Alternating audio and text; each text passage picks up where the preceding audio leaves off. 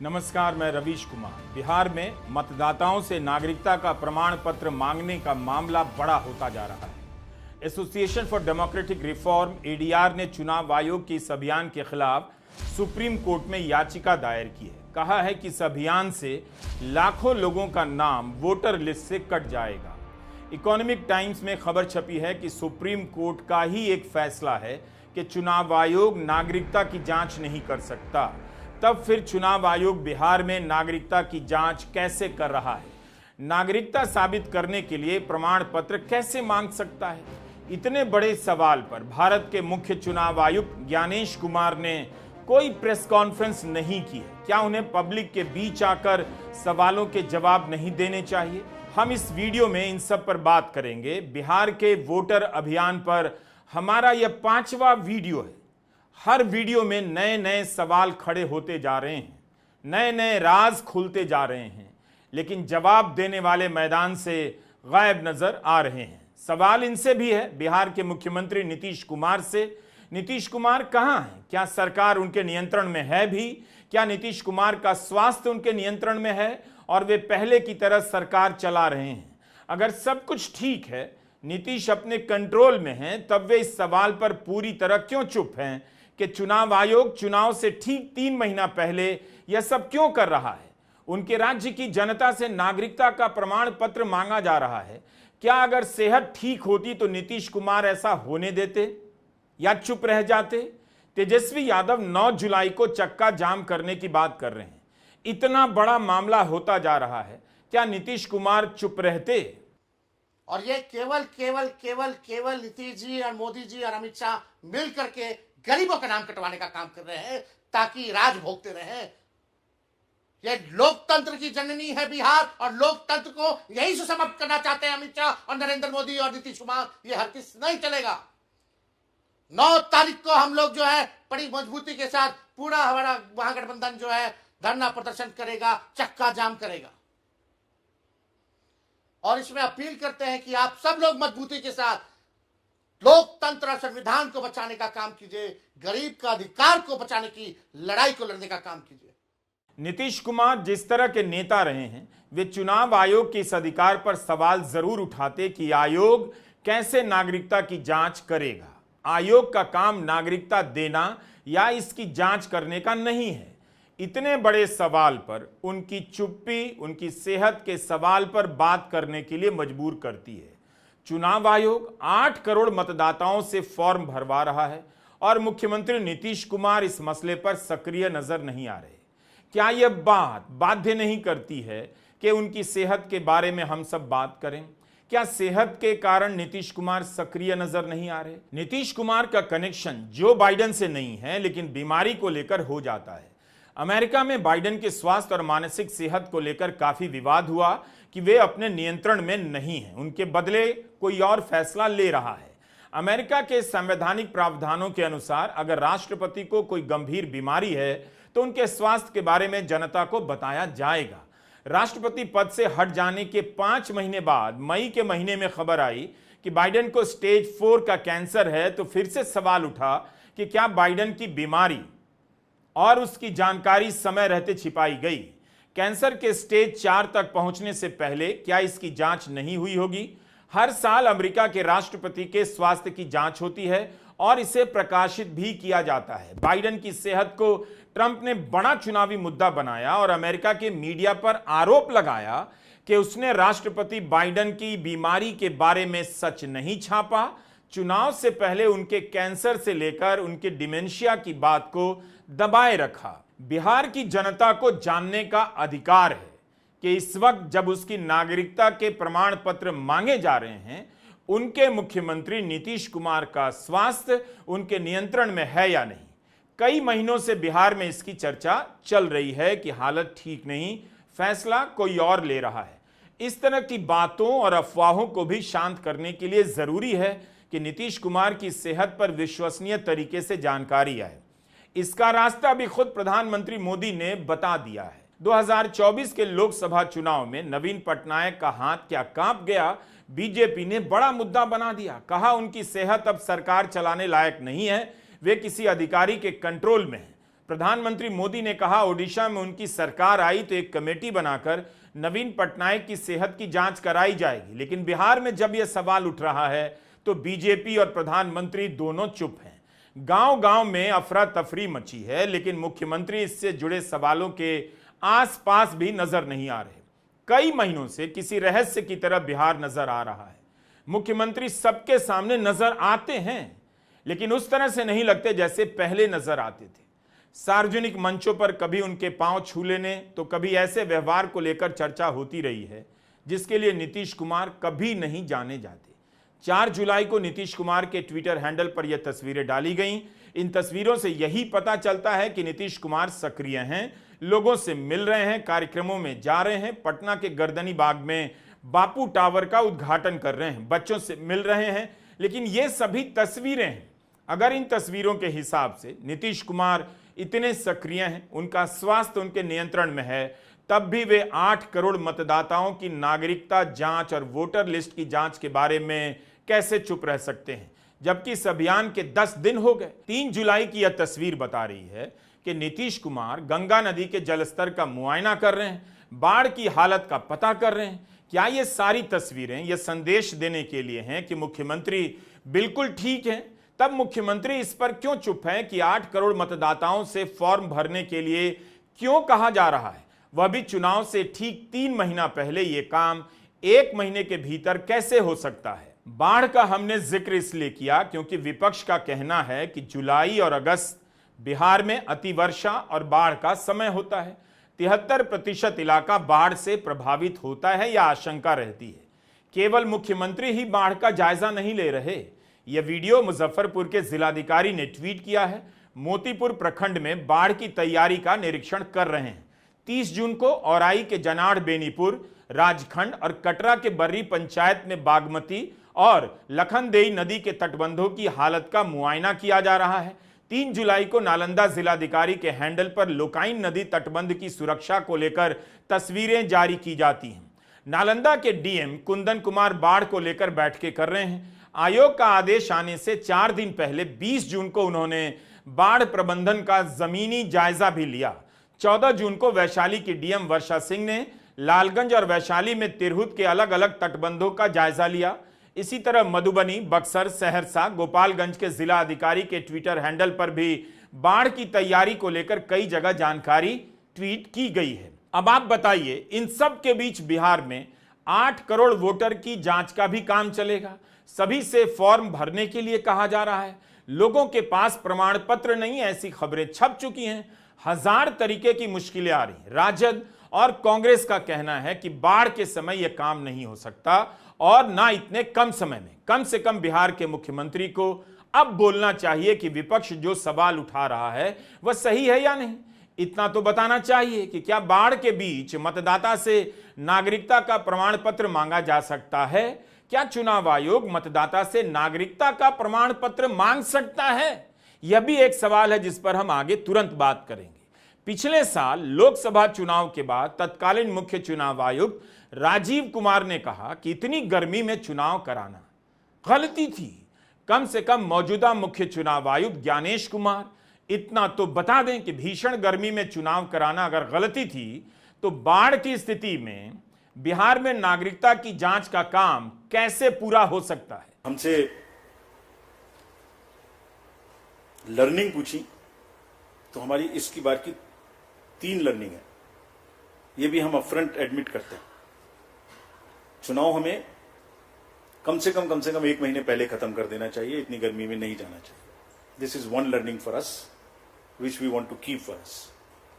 बहुत बड़ा चुनाव है, बहुत फोर्सेस लगती हैं, बहुत मूवमेंट है। हम इससे समय को कम नहीं कर सकते, लेकिन पहले कर सकते हैं। इतनी गर्मी में नहीं करना चाहिए। This is first learning for अस। तो इस लर्निंग का, सबक का क्या हुआ? भुला दिया गया। मुख्य चुनाव आयुक्त ने इतने बड़े अभियान पर एक प्रेस कॉन्फ्रेंस तक नहीं की। चुनाव आयोग तो किसी पार्टी का नहीं होता, उसके पास चुप रहने के क्या कारण हो सकते हैं? कितने सारे सवाल जनता के हैं, विपक्ष के हैं। तेजस्वी यादव ने एक्स पर लंबा चौड़ा सवाल लिखा है और पूछा है। विपक्ष के नेता मुख्य चुनाव आयुक्त से लेकर पटना में मुख्य चुनाव अधिकारी से भी मिलकर आए। अब तो चुनाव आयोग बता दे कि उसका इन सवालों पर क्या कहना है। प्रेस के सामने आकर कहे कि उसके पास विपक्ष के सवालों पर क्या जवाब है, या मीटिंग के बाद जो विपक्ष कह रहा है उसे ही चुनाव आयोग का बयान मान लिया जाए।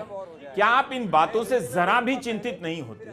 जितनी भी शेखी आपके पास है, आजादी, अधिकार आपके पास है, सब इसी बात से है कि यह देश एक सिस्टम से काम करता है। हर संस्था की और संस्था में बैठे हर संवैधानिक व्यक्ति की जवाबदेही होती है जनता के प्रति। उन्हें जवाब देना होगा। अगर यह सब होगा तो आपकी हालत सुरक्षित है, और यह सब नहीं हो रहा है तो आपकी क्या हालत होगी, कभी आपने इस पर सोचा है? सोच लीजिए। अब आते हैं नागरिकता के सवाल पर, ध्यान से सुनिए। 24 जून के चुनाव आयोग के प्रेस नोट में क्लॉज 5B में लिखा है कि अगर निर्वाचन पदाधिकारी ईआरओ या सहायक ईआरओ को किसी वजह से अगर किसी के मतदाता होने पर शक होता है तो वह स्वतः संज्ञान लेते हुए कार्रवाई शुरू कर सकता है। अधिकारी ऐसे व्यक्ति को कारण बताओ नोटिस भेज सकता है कि बताइए आपका नाम मतदाता सूची से क्यों नहीं हटाया जाना चाहिए। फील्ड इंक्वायरी कर ईआरओ या सहायक ईआरओ यह तय करेंगे कि ऐसे व्यक्ति का नाम सूची में डाला जा सकता है या नहीं। हर मामले में अधिकारी एक मौखिक आदेश भी जारी करेगा। इसके अलावा अगर ईआरओ को किसी पर विदेशी होने का शक होता है तो वह उसे नागरिकता अधिनियम 1955 के तहत उपयुक्त अधिकारियों को रिपोर्ट कर सकते हैं। यह सारी शक्तियां लोक प्रतिनिधित्व अधिनियम 1950 के तहत प्रदान की गई हैं।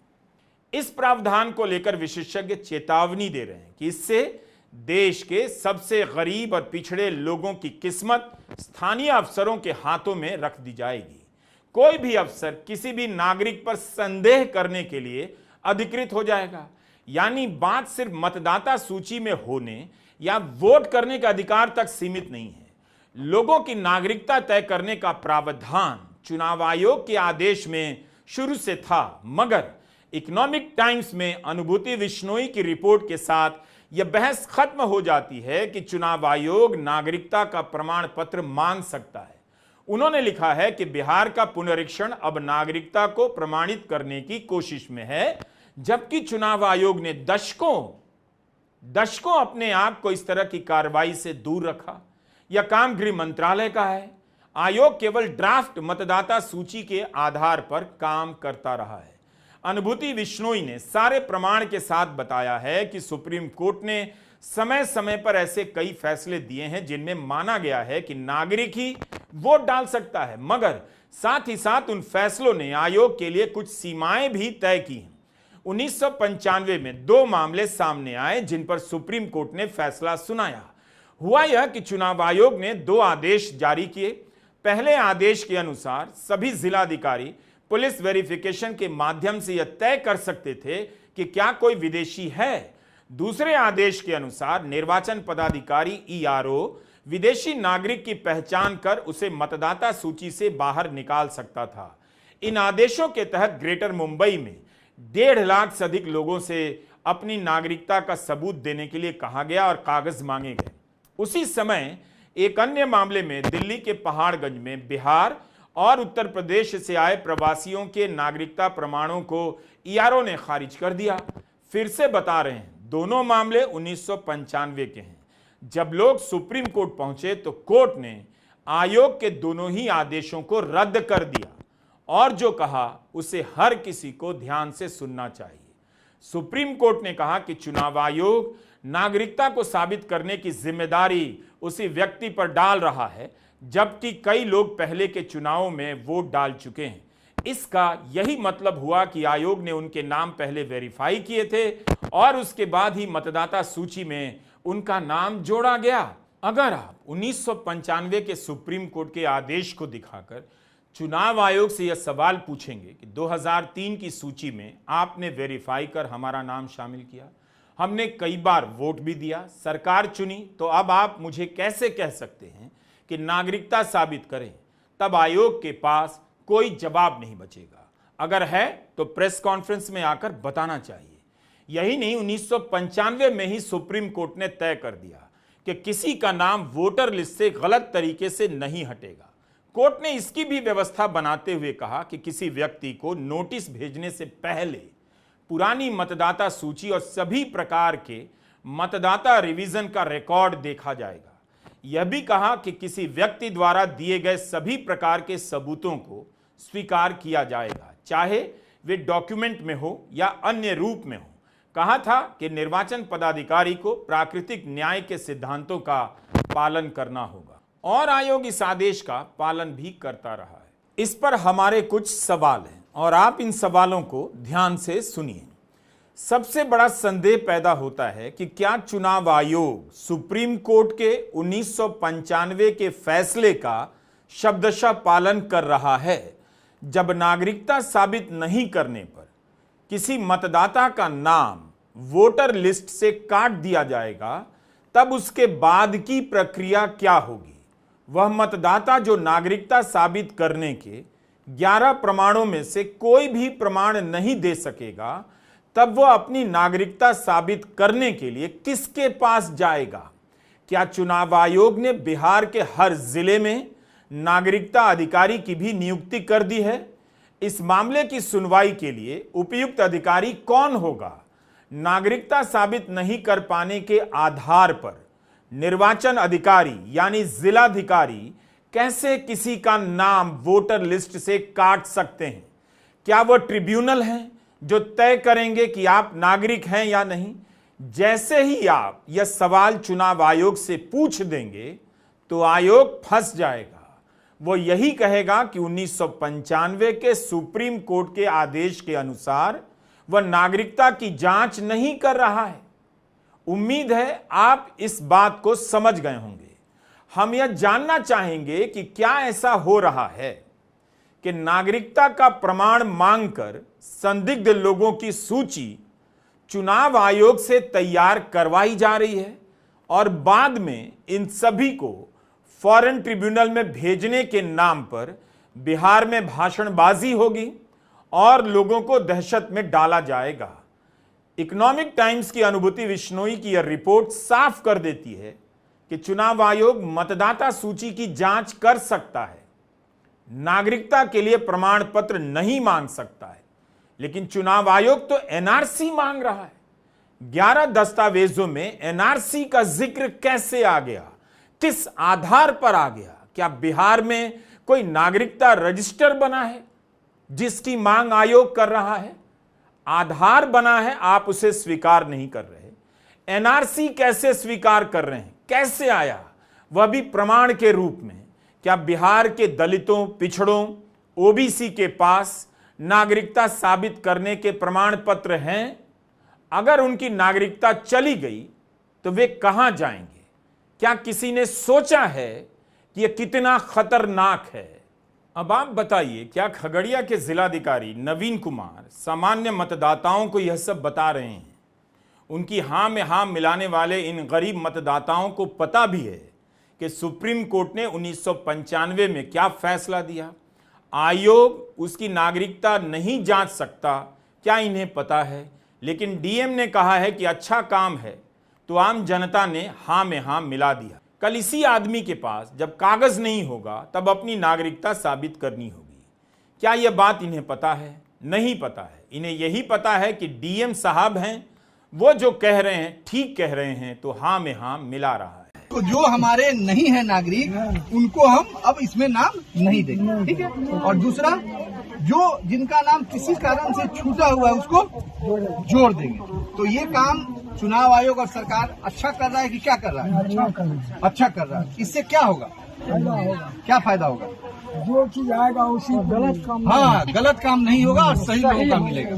सब लोग, आप लोग खुश हैं इससे? खुश हैं। बिहार के मुख्य निर्वाचन अधिकारी विनोद सिंह गुंजियाल ने 4 जुलाई को तेजस्वी यादव की अगुवाई में आए विपक्षी दलों के प्रतिनिधियों से मुलाकात की। इस बैठक में बिहार कांग्रेस के प्रदेश अध्यक्ष राजेश कुमार के अलावा विकासशील इंसान पार्टी के मुकेश सहनी, सीपीआई माले के कुमार परवेज, सीपीआई के राम नरेश पांडे और सीपीएम के ललन चौधरी समेत कुल 10 लोग मौजूद थे। इस बैठक के बाद तेजस्वी यादव ने एक लंबा सा ट्वीट किया है। उस ट्वीट को सभी को पढ़ना चाहिए। पता चलता है कि विपक्ष आनन फानन में सवाल नहीं कर रहा बल्कि जिम्मेदारी के साथ पूछ रहा है। तेजस्वी ने एक सवाल पूछा कि चुनाव आयोग ने केवल 11 दस्तावेज मांगे हैं। यह अधिकार कहां से आया कि केवल 11 दस्तावेजों की सूची ही मान्य होगी? इसका संवैधानिक आधार क्या है? किस प्रावधान के तहत तय हुआ है? तेजस्वी ने पूछा। क्या तेजस्वी यादव के इन सवालों पर चुनाव आयोग को सार्वजनिक रूप से जवाब नहीं देना चाहिए? तेजस्वी ने आगे लिखा है कि संविधान का अनुच्छेद 326 वयस्क मताधिकार का आधार तय करता है, अर्थात 18 वर्ष या उससे अधिक उम्र का कोई भी भारतीय नागरिक जिसे कानून द्वारा अपात्र घोषित ना किया गया हो मतदान का हक रखता है। लेकिन यह अनुच्छेद यह स्पष्ट नहीं करता कि नागरिकता या आयु प्रमाणित करने के लिए कौन कौन से दस्तावेज मान्य होंगे। Representation of the people act 1950 के सेक्शन 16 चुनावी अपात्रता के आधार तथा सेक्शन 21 से लेकर 23 नाम जोड़ने, हटाने, आपत्ति दर्ज करने आदि की प्रक्रिया की धाराओं में भी यह स्पष्ट निर्देश नहीं है कि केवल कौन से दस्तावेज ही मान्य होंगे। यह अधिकार मुख्य रूप से चुनाव आयोग की प्रक्रिया और अधिसूचना के अधीन छोड़ा गया है। पूरे देश में केवल बिहारी को अपनी नागरिकता को साबित करना होगा और यही वोटर लिस्ट से 2024 का चुनाव हुआ था। अगर वो फर्जी था तो चुनाव भी फर्जी होगा। जो देश भर में सरकार बनी है फिर वो भी फर्जी सरकार होगी। आखिर आनन फानन में ये निर्णय जो है क्यों लिया गया कि केवल बिहार के लोगों का ही, बिहार ही केवल नागरिकता अपने देश का साबित करेगा? चाहे हिंदू हो, मुस्लिम हो, सिख हो, ईसाई हो, अगड़ा हो, पिछड़ा हो, दलित हो, आदिवासी हो, अति पिछड़ा हो, उन सब को, चाहे कोई धर्म के हो, कोई जात के हो, केवल बिहारी अपने देश की नागरिकता को साबित क्यों करेगा? ये बड़ी साजिश है। विपक्ष के नेता मजाक नहीं कर रहे हैं। उन्होंने बिहार के निर्वाचन अधिकारी से मांग की है कि आधार कार्ड, राशन कार्ड और मनरेगा कार्ड को भी प्रमाण पत्रों की सूची में शामिल किया जाए। वे संविधान के अनुच्छेद और प्रावधानों का हवाला देकर पूछ रहे हैं कौन से दस्तावेज मान्य होंगे। इसका स्पष्ट निर्देश नहीं है तो चुनाव आयोग ने किस आधार पर 11 दस्तावेज तय कर लिए? एनआरसी की बात कहां से आ गई, जबकि बिहार में एनआरसी तो कभी हुआ नहीं। हमने अभी बताया कि 1995 के आदेश में सुप्रीम कोर्ट ने साफ साफ कहा है कि मतदाता जो भी सबूत देगा उसे रिकॉर्ड पर लिया जाएगा। निर्वाचन अधिकारी को प्राकृतिक न्याय के सिद्धांत का पालन करना होगा। आप इस वीडियो को दोबारा से देखिए, एक एक प्रावधान को सुनिए, समझिए। 16-17 दिन बच गए हैं। करोड़ों लोग बिहार से बाहर रहते हैं। लाखों लोग बिहार में ही दूसरे जिलों में, दूर के जिलों में काम करते हैं। क्या सभी के लिए संभव है कि वह प्रमाण पत्र लेकर हाजिर हो जाएगा? और यह कैसा लोकतंत्र है कि 8 करोड़ मतदाताओं से फॉर्म भरवाया जा रहा है? दिल्ली का चुनाव आयोग सार्वजनिक रूप से इससे जुड़े सवालों पर विस्तार से जवाब तक नहीं दे रहा। क्या इस हालत में आप आश्वस्त हो सकते हैं कि चुनाव प्रक्रिया निष्पक्ष रह गई है? और क्या आपको पता भी है कि अधिकार चला गया या इसमें जरा भी हेराफेरी होने लगी तो आपकी क्या दुर्गति होगी? हमने इस विषय पर 5 वीडियो बनाए हैं। सबको देखिए, समझिए कि यह खतरनाक क्यों है, क्यों विपक्ष इसे भयानक बता रहा है। जितना रील देखना है मन भर देखिए, लेकिन अपने अधिकारों की रील मत बनने दीजिए। ऐसा ना हो जाए कि अधिकार कटते छटते इतने ही बचे रह जाएं कि आप केवल रील ही बना सकें, रील ही देख सकें, रील लाइक कर सकें और रील के लायक ही रह जाएं। नमस्कार, मैं रवीश कुमार।